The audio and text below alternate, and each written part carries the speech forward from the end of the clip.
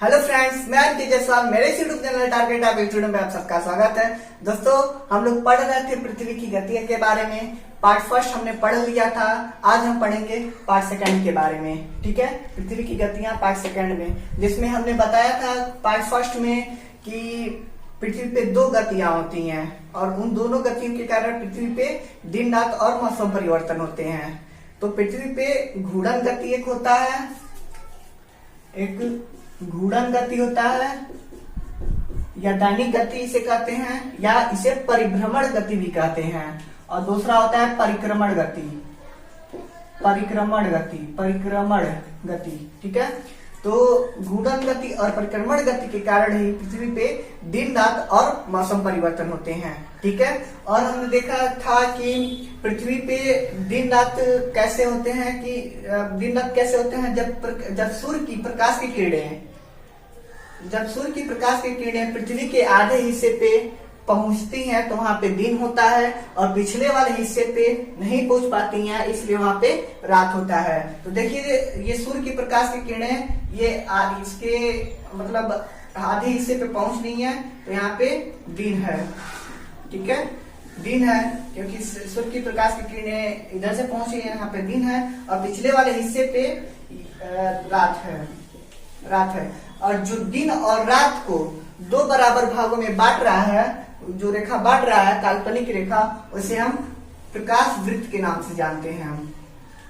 प्रकाश वृत्त के नाम से जानते हैं, हमने ये देखा था। ठीक है, और हमने देखा था कि ये विषुवत रेखा है, इक्वेटर, ये इक्वेटर है, विषुवत रेखा जिसे भूमध्य रेखा भी कहते हैं। ये 0 डिग्री सेल्सियस 0 डिग्री होता है ये। और ये हमारा कर्क रेखा है, ये कर्क रेखा है, ये मकर रेखा है।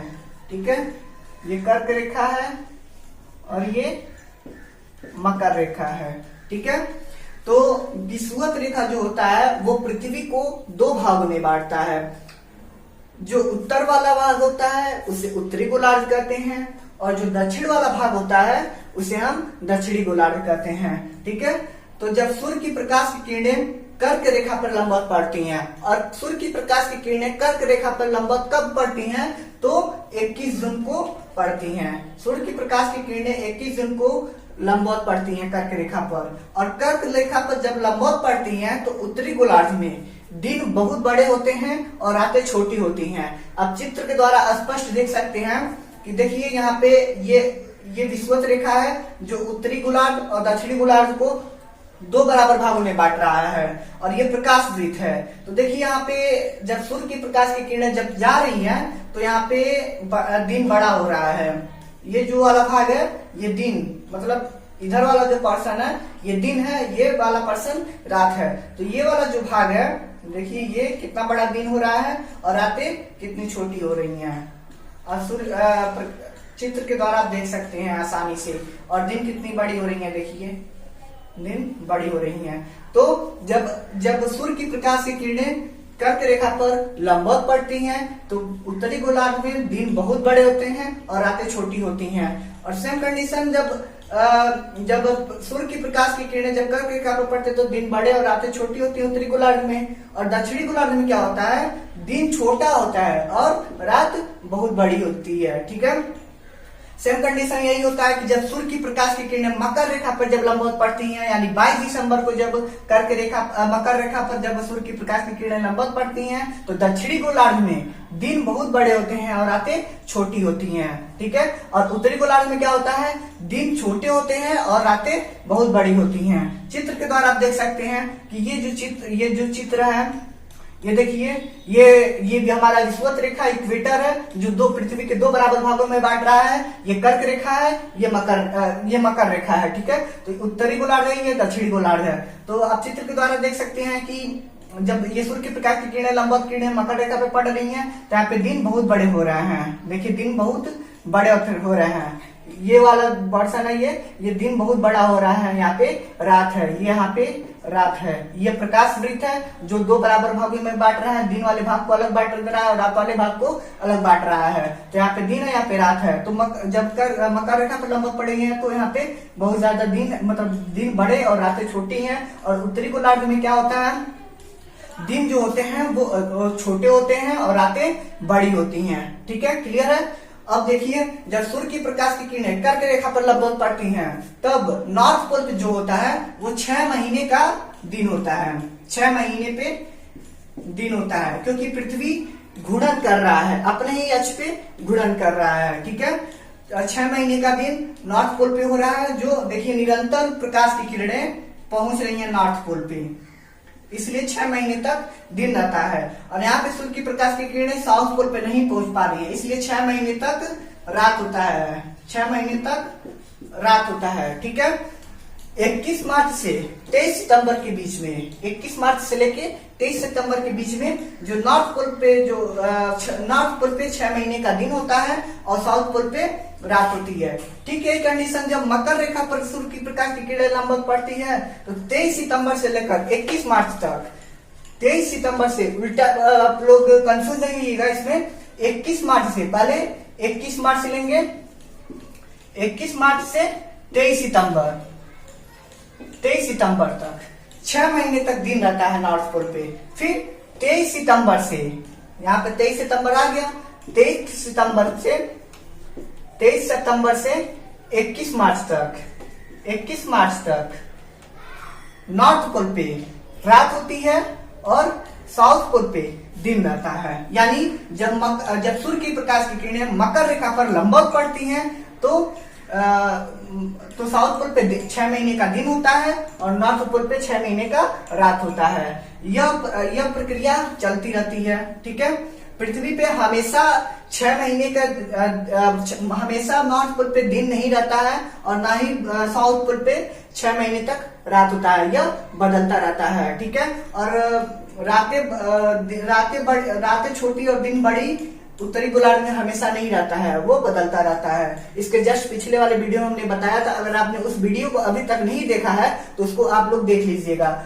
जब फर्स्ट वाले पार्ट को आप देखेंगे तब ये सेकंड वाला पार्ट समझ में आएगा। ठीक है, जब सूर्य की प्रकाश की किरणें विषुवत रेखा पे लंबवत पड़ती हैं, यानी 21 मार्च को विषुवत रेखा पे लंबवत पड़ती हैं। ठीक है, जब सूर्य की प्रकाश की किरणें विषुवत रेखा पे लंबवत पड़ती हैं तो पूरे पृथ्वी पे दिन और रात की लंबाई बराबर होती है, और दिन और रात की लंबाई बराबर होने के कारण पृथ्वी पे तापमान भी बराबर पाए जाते हैं। ठीक है, तो दिन रात हमने देख लिया था कि कैसे कैसे चेंज हो रहा है। उत्तरी गोलार्ध में कैसे दिन बड़े और रातें छोटी होती हैं और दक्षिणी गोलार्ध में कैसे दिन छोटे और रातें बड़ी हो रही हैं जब कर्क रेखा पर पड़ रही हैं। तो यह हमने क्लियर कर दिया। फिर हमने देखा मकर रेखा पर जब सूर्य की प्रकाश की किरणें पड़ रही हैं तो दक्षिणी गोलार्ध में जो पड़ रही हैं वो दिन बहुत बड़े हो रहे हैं और रातें छोटी हो रही हैं, और उत्तरी गोलार्ध में पड़ रही हैं तो रातें बड़ी हो रही हैं और दिन छोटी हो रही हैं। और जब सूर्य की प्रकाश की किरणें मकर रेखा पे पड़ते तो नॉर्थ पोल पे क्या होता है, 6 महीने तक रात होती है और साउथ पोल पे 6 महीने तक दिन रहता है। हमने इस कॉन्सेप्ट को हमने क्लियर कर दिया है। ठीक है, अब हम देखते हैं मौसम परिवर्तन।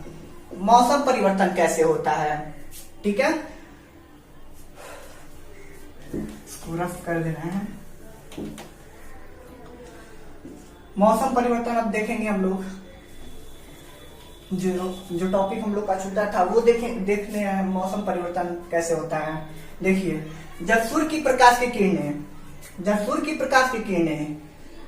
विषुवत रेखा पर लंबवत पड़ती हैं, जब सूर्य की प्रकाश की किरणें विषुवत रेखा पर लंबवत पड़ती हैं तो पूरे पृथ्वी पे दिन और रात की लंबाई बराबर होती है, यानी 12 घंटे की दिन होंगी और 12 घंटे की रात होंगी। यह कंडीशन बस एक दिन का होता है, वो होता है 21 मार्च का दिन। ठीक है, 21 मार्च को सूर्य की प्रकाश की किरणें लंबवत पड़ती हैं, किस पे, विषुवत रेखा पे।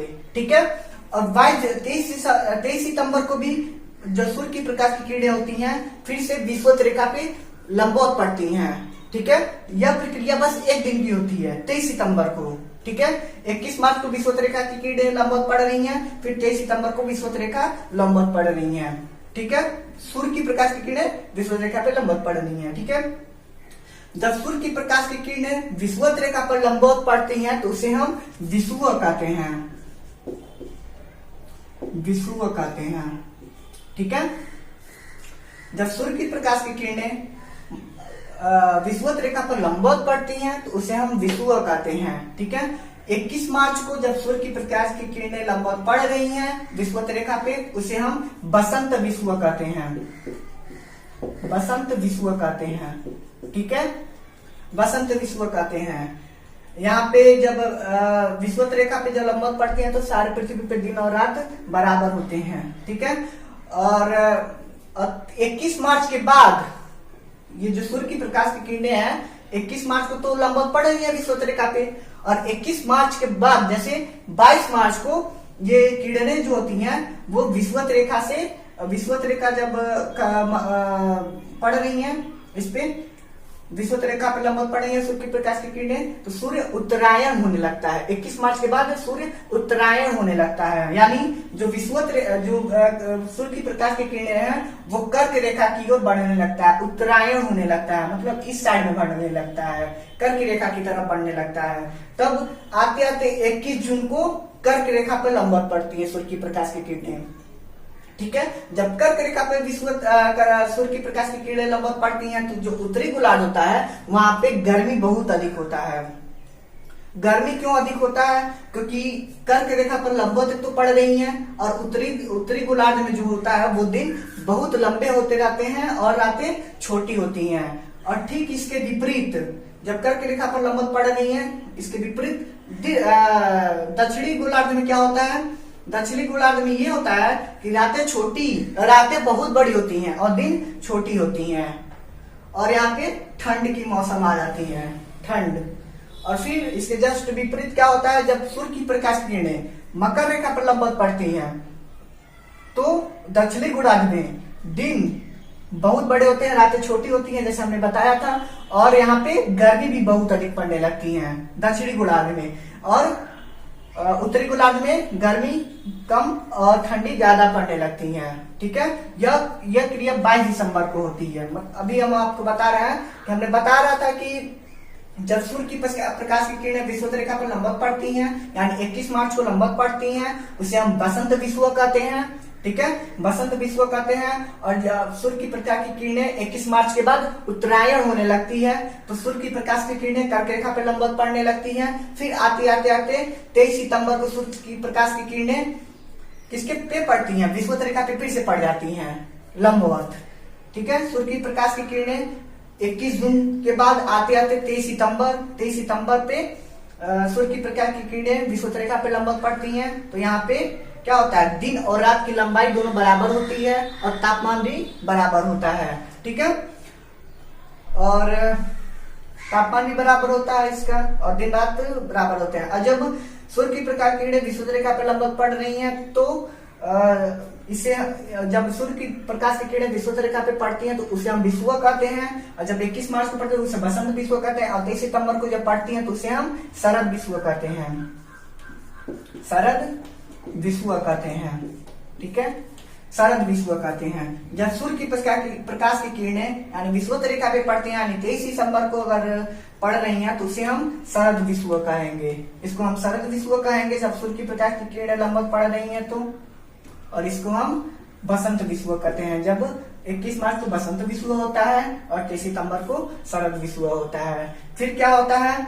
23 सितंबर के बाद आते 22 दिसंबर को सूर्य की प्रकाश की किरणें मकर रेखा पे पड़ती हैं लंबवत, तो क्या होता है? दक्षिणी गोलार्ध में दिन बहुत बड़े होने लगते हैं और रातें छोटे होने लगती हैं। तो दिन बड़े होने के कारण यहाँ पे गर्मी बहुत अधिक पड़ने लगती है, और दिन बड़े होती है तो गर्मी अधिक पड़ती है। यहाँ पे दो कारण है, गर्मी होने का दो कारण है, क्योंकि यहाँ पे जो सूर्य की प्रकाश की किरणें हैं एक तो लंबवत पड़ रही है मकर रेखा पे, और दूसरी ये कि जो दिन होता है वो बहुत बड़ा होता है, इसलिए यहाँ पे दक्षिण गोलार्ध में अधिक होती है। सेम कंडीशन इसमें भी होता है जब सूर्य की प्रकाश की किरणें कर्क रेखा पे पड़ती हैं तब, ठीक है। और जो उत्तरी गोलार्ध होता है तो रातें बहुत बड़ी होने लगती हैं और दिन छोटे होने लगते हैं। आप लोग देखते होंगे कि दिसंबर जनवरी में क्या होती हैं, जो हम लोग की इंडिया में क्या होती है कि बहुत रातें बहुत बड़ी होने लगती हैं और दिन छोटे होते हैं और ठंड भी अधिक पड़ती है, क्योंकि जो सूर्य की प्रकाश की किरणें हैं लंबवत मकर रेखा पे पड़ती हैं यानी दक्षिणी गोलार्ध में पड़ती हैं, और जो सूर्य की प्रकाश की किरणें हैं हम लोग के देश में तिरछी पड़ने लगती हैं, यानी उत्तरी गोलार्ध में हम लोग रहते हैं, उत्तरी गोलार्ध में सूर्य की प्रकाश की किरणें तिरछी पड़ने लगती हैं। ठीक है, इसलिए यहाँ पे ठंड होती है उत्तरी गोलार्ध में। और सेम कंडीशन इसमें भी होती है। देखिए यहाँ पे कर्क रेखा पर लंबवत पड़ रही है तो यहाँ पे गर्मी अधिक हो रही है और यहाँ पे, और दक्षिणी गोलार्ध में गर्मी भी ठंड जो है अधिक हो रही है, और जो दिन हो वो बड़ा हो रहा है और रातें छोटी हो रही है। उम्मीद है ये वीडियो आपको सब समझ में आया होगा कि कैसे दिन रात और मौसम परिवर्तन होता है। ठीक है, तो अब तो नहीं कुछ उठ रहा है। तो दिन रात और मौसम परिवर्तन हम लोग समझ चुके हैं कि कैसे क्या होता है। तो अगले नेक्स्ट वीडियो हम देखेंगे ज्वारभाटा को, हम देखेंगे ज्वारभाटा, सूर्य ग्रहण को देखेंगे और चंद्र ग्रहण को देखेंगे। ठीक है, तो आज की इस वीडियो में हम इतने ही रहने देते हैं। उम्मीद है ये वीडियो आपको पसंद आया होगा और ये पूरा कॉन्सेप्ट आपको समझ में आया होगा। अगर अभी तक आप पार्ट फर्स्ट को नहीं देखे हैं, पृथ्वी की गतियां, पार्ट फर्स्ट को देख लीजिएगा, फिर पार्ट सेकंड को देखिएगा, तभी आपको जाकर ये पार्ट सेकंड समझ में आएगा। ठीक है, तब तक के लिए मस्त रहिए, सतर्क रहिए, सावधान रहिए। Thank you very much.